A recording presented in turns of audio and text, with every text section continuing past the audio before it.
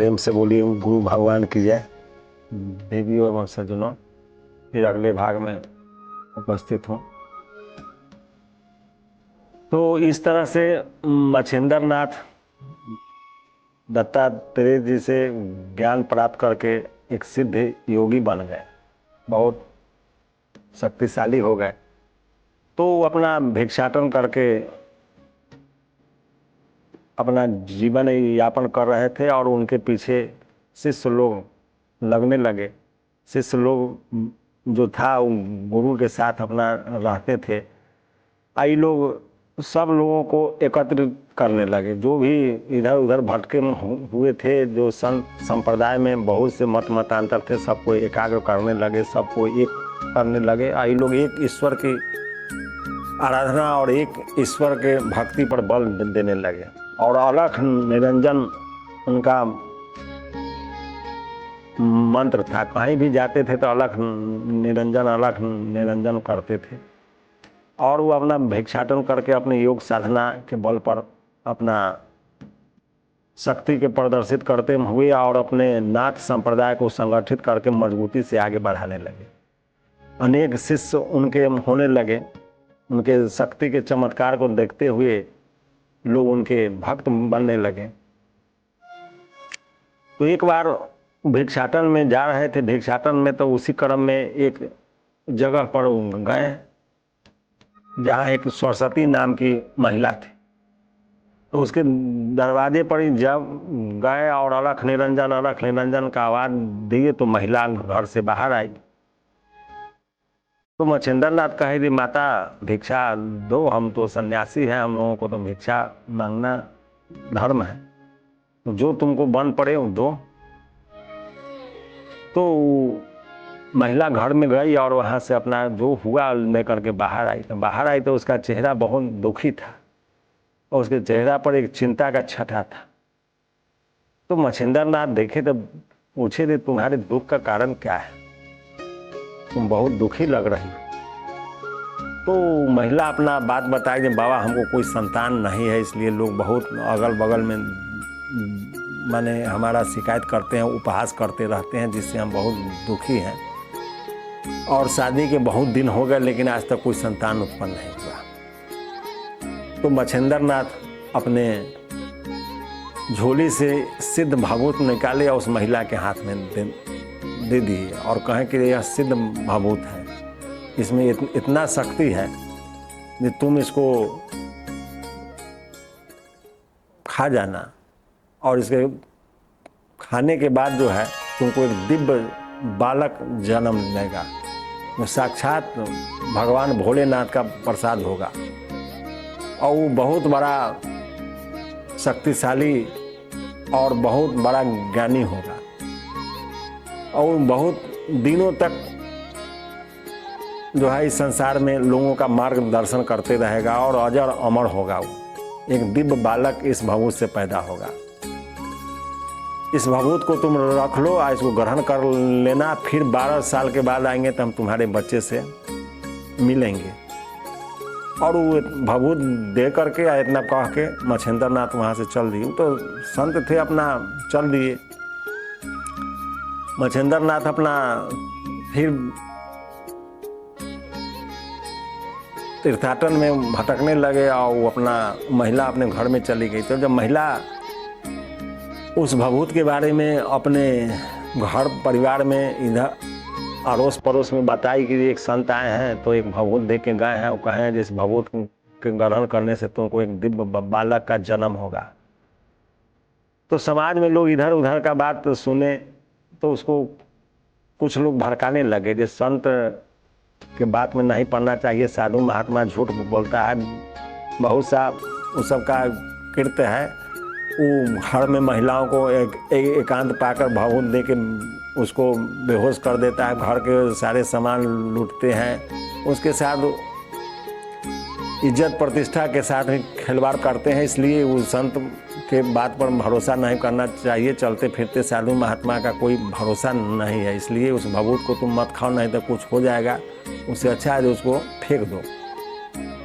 तो सब लोग उसको अब इतना ना चढ़ाने समझाने लगे जो उसको भी विश्वास हो गया जो हाँ बात सही है, जो चलते फिरते महात्मा के बात भरोसा नहीं करना चाहिए। इस समझ करके उस भभूत को एक गोबर के मान पर फेंक दी, गोबर के मान पर फेंक दी, हो गया बात खत्म।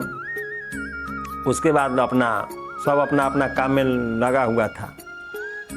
12 साल के बाद फिर मच्छिंद्र नाथ घूमते घूमते घूमते उसी महिला के दरवाजा पर आए।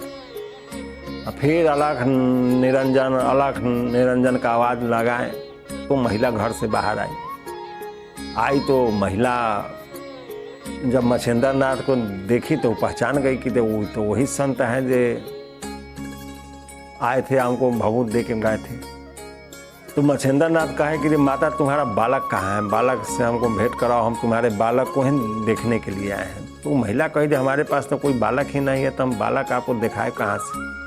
अब मच्छिंद्र नाथ कहे तुमको जो सिद्ध भभूत दे के गए थे उससे संतान नहीं उत्पन्न होगा, एकदम सही सही बात बताना, झूठ नहीं बोलना, न तो हम संत सन्यासी हैं, हम तुमको श्राप भी दे देंगे यदि झूठ बोलेगी, तो एकदम सही बोलना। तुम यह बताओ जो भभूत आखिर तुमको संतान नहीं हुआ तो भभूत आखिर कहाँ तुम फेंकी, चाहे कहाँ है भभूत, बताओ हमको जगह। और महिला उनके क्रोध के देख करके भयभीत हो गई। अब वो सत्य बात बता दीजिए, हम लोगों के बहकावा में आके आपके भभूत को तो हम खाए नहीं, लेकिन उसको गोबर के मान पर फेंक दिए। तो कहे जब किस मान पर फेंके हमको बताओ। जब गोबर के मान के पास लेके गई, बताई जी इसी मान पर फेंके थे।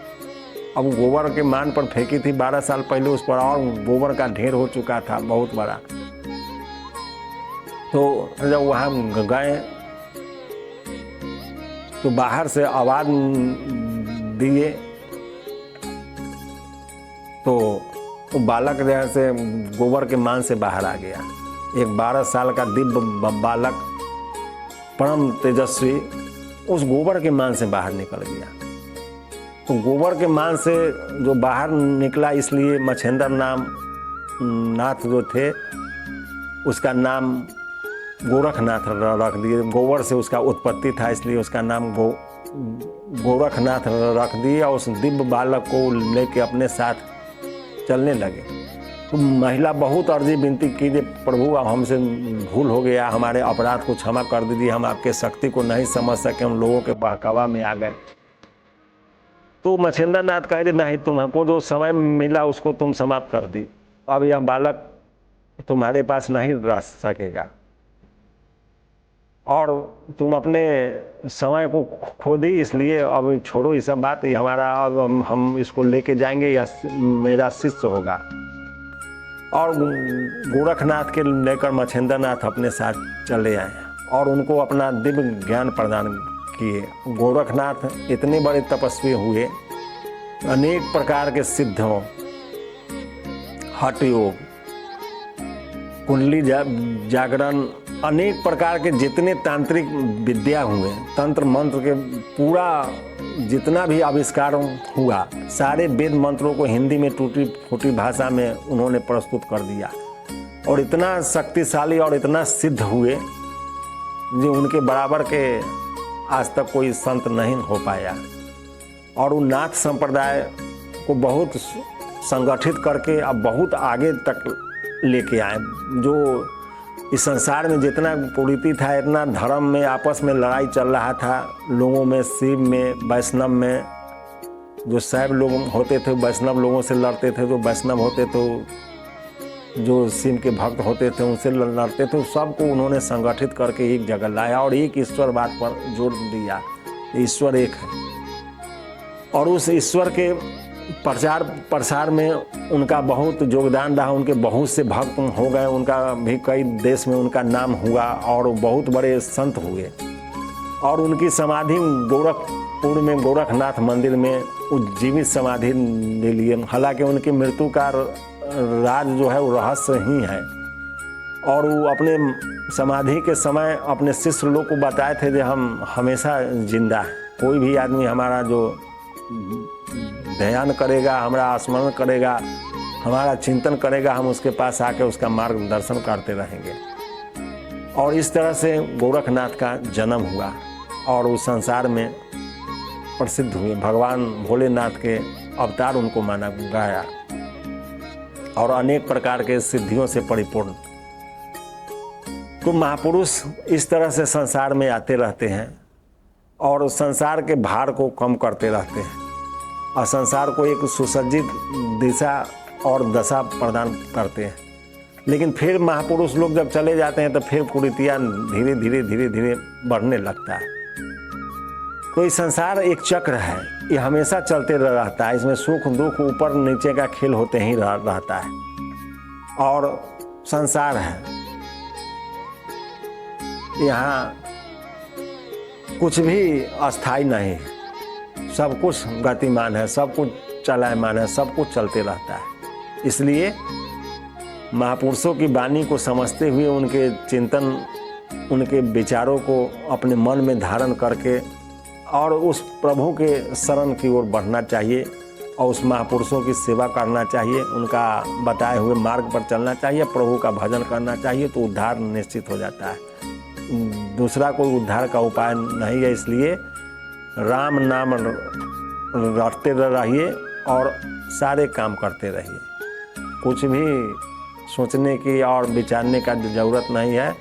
राम कहत चलू, राम कहत चलू, राम कहत चलू भाई रे, या नहीं तो भाव बिगाड़ में पड़िए, छूटत अति कठिनाई रे। इसलिए राम राम कहते चलिए, कल्याण निश्चित होगा। ज़्यादा सोचने की कोई आवश्यकता नहीं है। महापुरुषों के जीवनी से, उनकी शिक्षाओं से, उनकी विद्याओं से सीख लेकर के और उनके बताए हुए मार्ग पर चलते रहिए तो कल्याण निश्चित हो जाएगा। इसमें कहीं कोई संशय नहीं है। फिर अगले भाग में जय गुरुदेव।